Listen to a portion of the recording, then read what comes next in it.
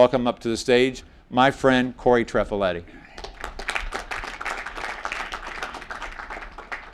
Thank you. Thank you. Good morning. I gotta move these down so that I can walk around a little bit. I'm also not the tallest man, so those things to like stick in my eye.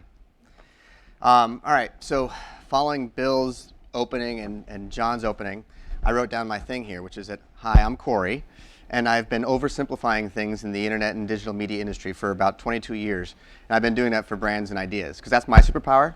I tend to oversimplify everything, and my wife hates it, because whenever there's a problem at home, I say, well, it's just because it's just one thing, and she's like, no, it's not. There's about 50 things that go into that one.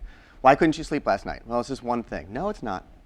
So that is my superpower. I oversimplify things, and I did an exercise like this with somebody else once about 6 months ago, and you had to come up with your superhero name, and I was Super Simple Man. So thank you for having me and allowing me to be super simple up here for the morning. I do have a lot of luck in my career. I've had a luck with a lot of people that I've had a chance to meet and greet and talk to over the years and ask them questions and take some of their ideas. As you were saying, I take some of their ideas and synthesize them into develop some of my own ideas and put those out, and I put those out in a lot of different places, and it's helped me along in my career. So one of the things I was going to do today is give you some thinking that I have to super simplify and oversimplify this business that we all work in, which is in digital and mobile and et cetera. And so we came up with this wonderful title of Omni-Channel, Fueling the Data Revolution. It's a complicated title, but we'll get into it. All right, so how many people have seen this statement at a conference before? All right, at least 15 times. Okay, well, so this, people would say this was the year of mobile, and I said, no, that was actually about 3 years ago. So you kind of missed it, sorry. You blinked, and you missed out on what the year of mobile was. And the reason why is because for a long time, everybody was thinking about mobile in a silo. And it's not a silo, right? It's a connective tissue for digital media. Right? What mobile does and where mobile has gotten to, and with the penetration of mobile today, you can't think about it in a silo anymore. And this is actually a big fundamental thing that I've talked about for a long time. Mobile becomes that connective tissue between television and the internet and your desktop. It connects your home, and it connects to your car, and it connects you to all these devices that you have. There's a lot of things that have happened in mobile, and I'll state a couple of what they are. But what I'm trying to get you to do is to think about mobile in a different way than you may have thought about to date. Right? We live in what I would consider to be a very wireless, very connected world. I would stop calling it mobile.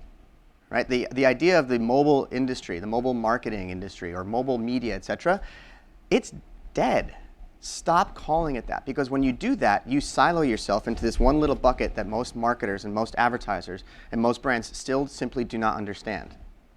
Now, it was like this when we had just the birth of internet media in 1994 and 95. And then it progressed to becoming digital because it was starting to progress into other different devices and stations and channels and networks, et cetera. And now we've got mobile, and you have mobile ad agencies, and you have mobile specialists inside of agencies, and you've got mobile businesses. It's a wireless, completely connected world. Mobile is now this foundation, it's this infrastructure that's really powering everything. So to call it the mobile anything is to discount it to such an extent that it's almost myopic. You're not allowing it to have the growth and the potential that it actually can have. You're not allowing it to exercise its strength in the way that it can. You know, everything in digital at this point has become what it is because as mobile progressed, it raised question marks, and it raised ideas, and what I call a series of epiphanies. Right? Your entire life is a series of epiphanies. When you hear something multiple times, and it's getting repetitive, and it gets ingrained in your brain, and all of a sudden one day you wake up and you go, wait, I get it. This is something that makes sense to me or not. In basic marketing and advertising theory, they talk about frequency and we talk about reach. Hit the certain number of people you want to hit and hit them often. You know, and for a while it was saying that in digital media and advertising, you want to see a message 6 times before it really resonated with you. And I call that the epiphany point.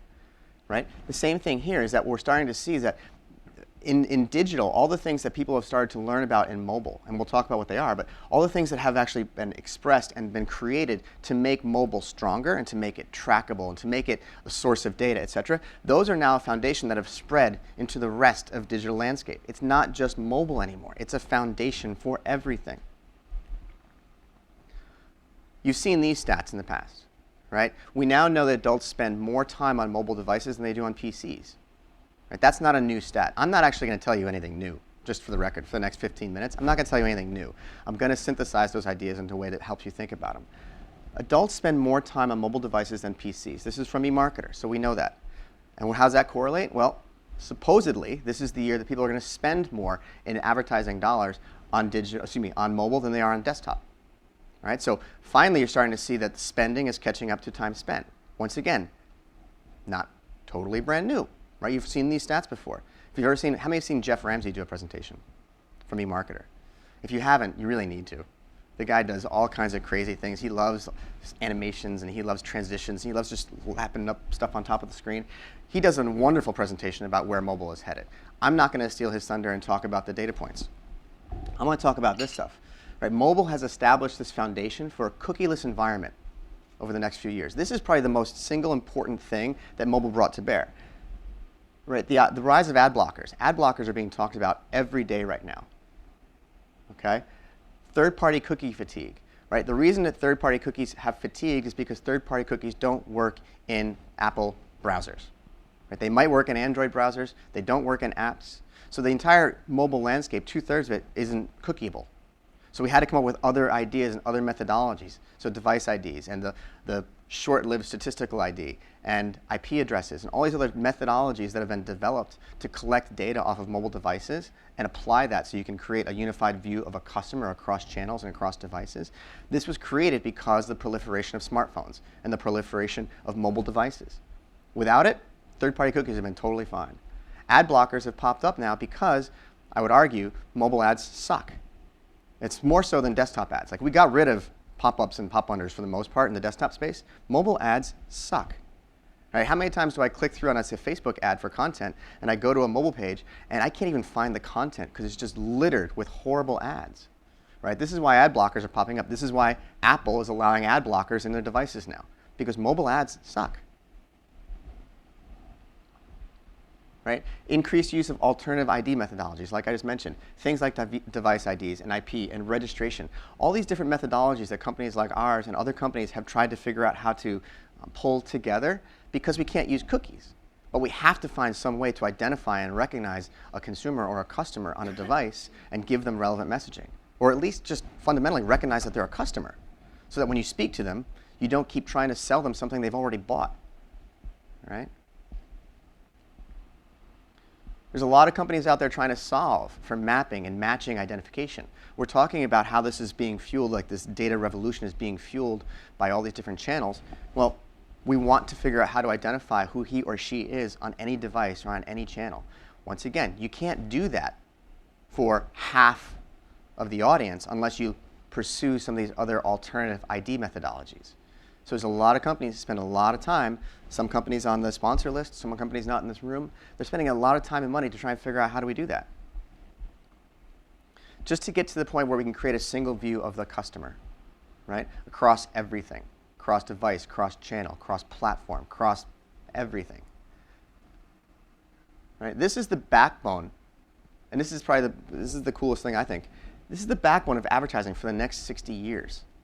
You know, one can argue that the previous 60 years, the backbone of advertising and marketing was the big idea. I would argue the backbone of advertising going forward is all this stuff around tying together data off of mobile platforms. Because I can still have a big idea, but now that one big idea is customized to lots of smaller groups. Lots of little ideas that are reminiscent of one concept or one theme. And what mobile does, like I mentioned a minute ago, mobile connects together fundamentally what the computer and the television can do. And I have a couple of good examples of that, but this is the thing that's probably the most important to me as I think about where things are going to go, and I talk to customers about where things are going to go, and I put together messaging, and I put together concepts, and I put together platforms for how we're going to go talk to our customers. Mobile is that device that connects everything. Okay? When you get into your car, how many of you listen to music on your phone? Okay, you use Bluetooth. How many of you utilize the navigation in your phone when you get in the car? How many people walking around a city use the navigation to try and figure out where they're going to go? You know, that is a simple, easy idea of how you're going to connect things with the phone. But what about when you walk into your house? And when your connected house is going to start to recognize that you've walked in the door, and through proximity, it's going to recognize who walked in the door, and it's going to turn on the lights in the rooms that they most often go into. Right? The mobile device that's in your pocket, right? How many people sleep with their phone next to their bed? And how many people look at it the first thing they do in the morning? It's the last thing they look at night. Okay? This thing is as closely tied to you. It's as closely tied as anything is ever going to get before they put it in your ear or put it under your skin.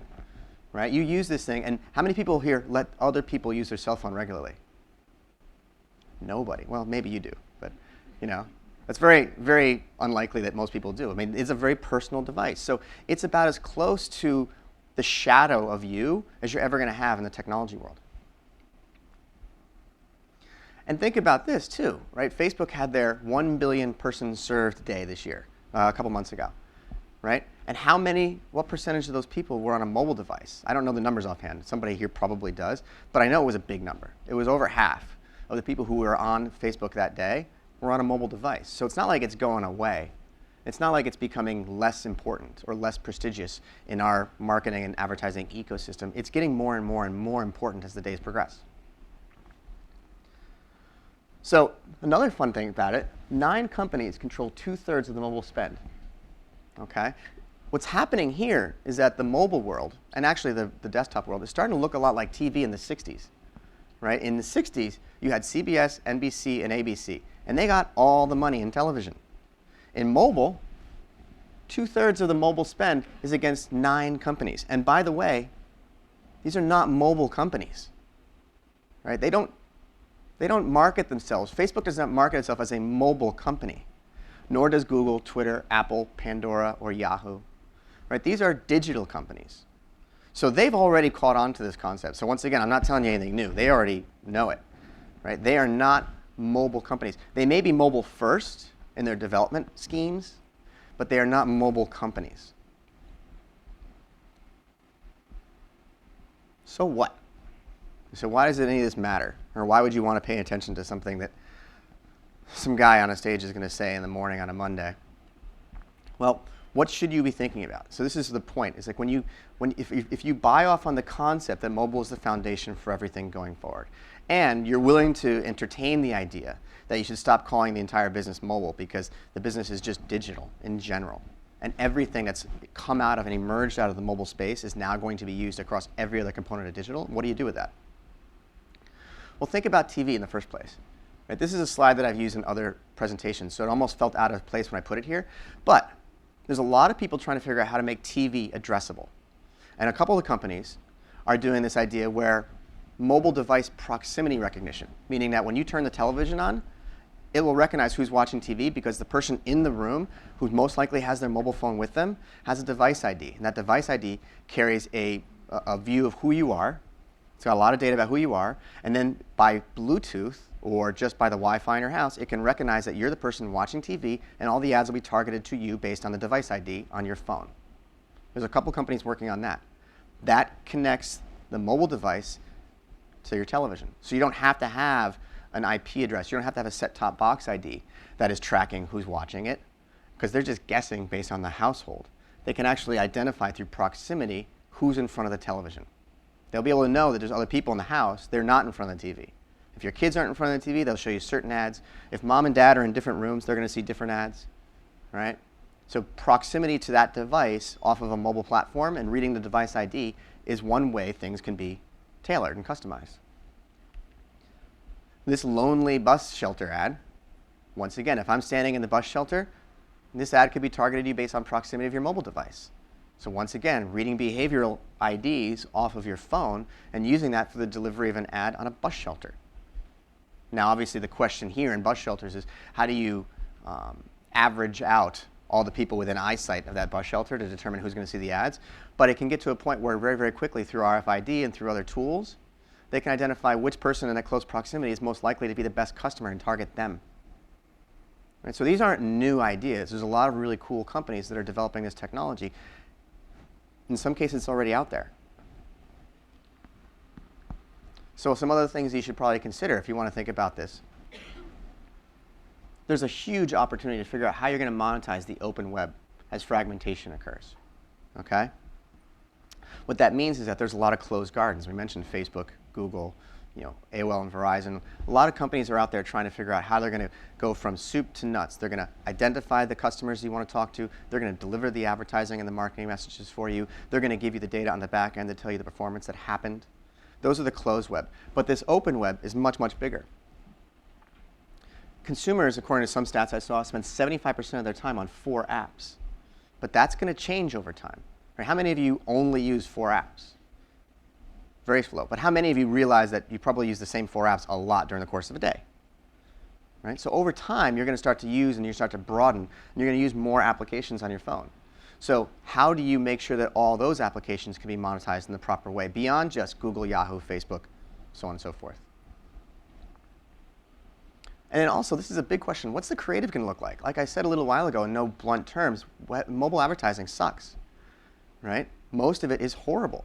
But what's it going to look like? You have to figure out how to be disruptive yet engaging and relevant.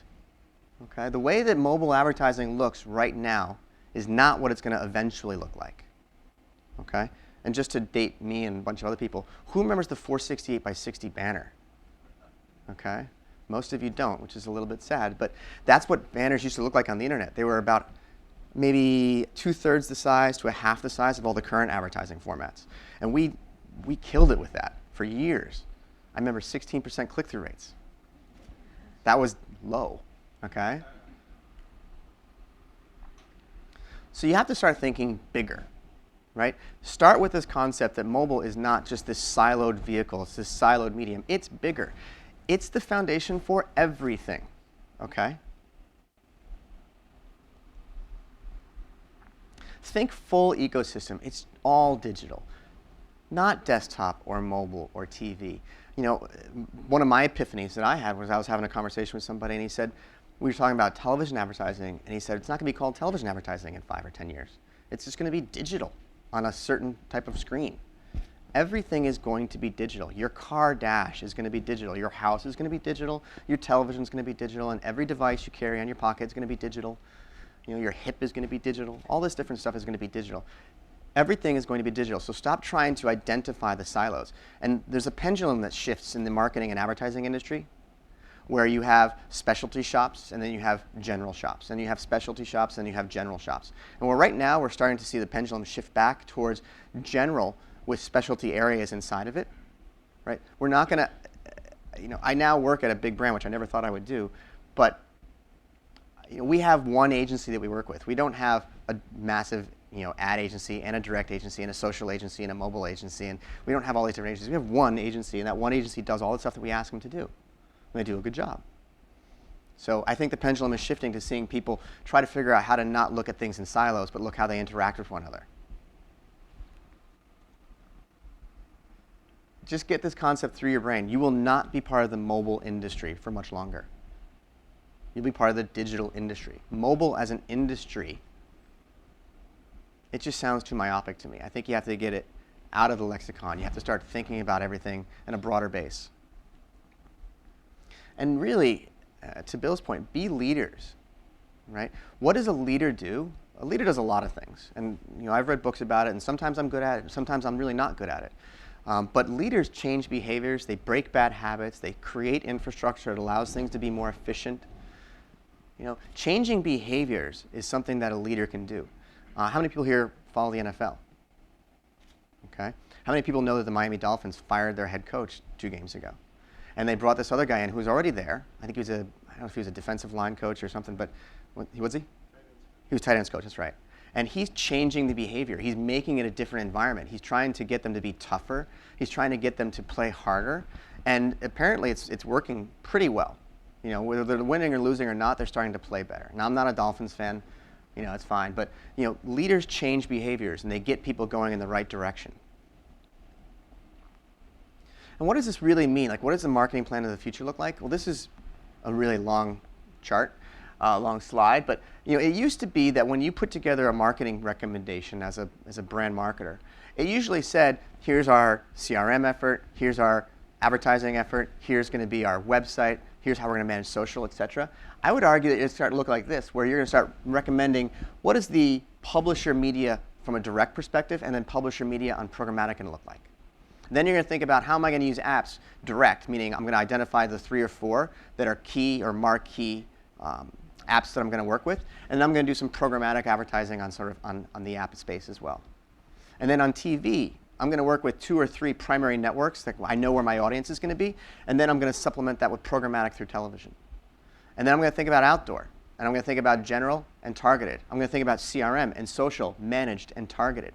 So what you start to see is that a lot of the methodologies at the very, very beginning I mentioned that emerged out of mobile, beyond cookies and starting to think about all these different tools, those are going to be employed for us to be able to go out and do marketing and advertising by working with direct partners, as well as this underlying programmatic component that's going to go across channels.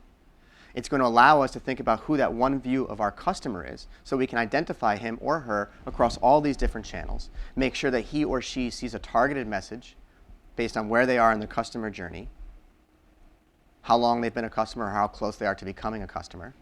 And I'm going to personalize all that messaging.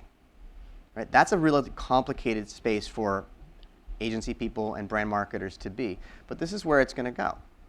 And the reason it's going to go this direction is because the mobile industry emerged. Penetration got kicked up very, very quickly. The evolutions in that technology from a week-to-week basis, not even a month-to-month, but week-to-week, it's exponentially increasing in complexity.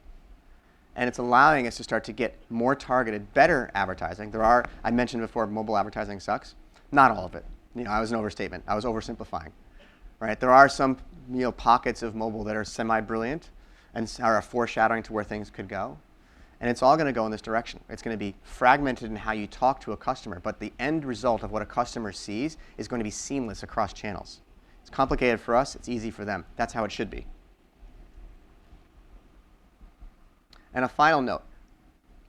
Brands want to be in quote-unquote mobile. They're dying to be here. I talk to all these brands all the time, and I ask them, what's your number one challenge? Almost universally, it's mobile. The only thing that comes close to it is just measurement in general, but that's a whole other discussion for another day. Show them why they should be here. Show them why. Work with them. And to Bill's point earlier, actually, and it was a really, really valid point, and another epiphany I had during that conversation, which is that don't focus on trying to paint this broad picture for everybody. If you've got a brand or 2 that you're working with, make it work for them. Go deep with them. Because what will happen is that they'll go out and talk about it. They'll do case studies. They will go out and go on stage with you. They will tell other people at conferences where they go talk to their peers. And you're going to end up seeing more business. You're going to see more brands come into this quote-unquote mobile industry, as it's still currently called. And then as a takeaway, think about this. Like, for me, what impresses me about this whole space, and what's impressed me since '94 when we started working on it, right, is this vision for a unified digital media industry. Somewhat contrary to what Bill was saying, like I've always been a digital person, but I've always been interested in TV, and I've always been interested in outdoor, and I've always been interested in these other things. But now the market has caught up where it's all becoming digital. So all the people that had knowledge and experience in this digital space are now being applied to everything else. So mobile is a good example of that. You have a lot of experience and you have a lot of interest in the mobile space. Now go and apply that to other things. Right? The openness of people to embrace technology at this point is fantastic. That's what gets me excited every day, because every day I try to check out something new, but people want to adopt it. It's not just these early adopters in this really geeky tech space that we operate in. Everybody does it. My dad wants to adopt this technology.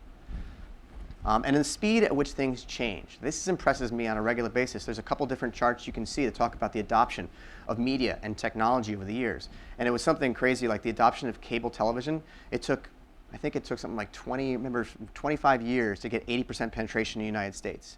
Smartphones took 8 years to get 80% penetration in the United States. So it's massive adoption curves that are accelerating as new technology is developed. So for you, I would ask this question, what impresses you? And what do you consider foundational for the business going forward? Right? The more you can think about that question, what's a foundational component that's come out of mobile? What's a foundational component that's going to come out of TV?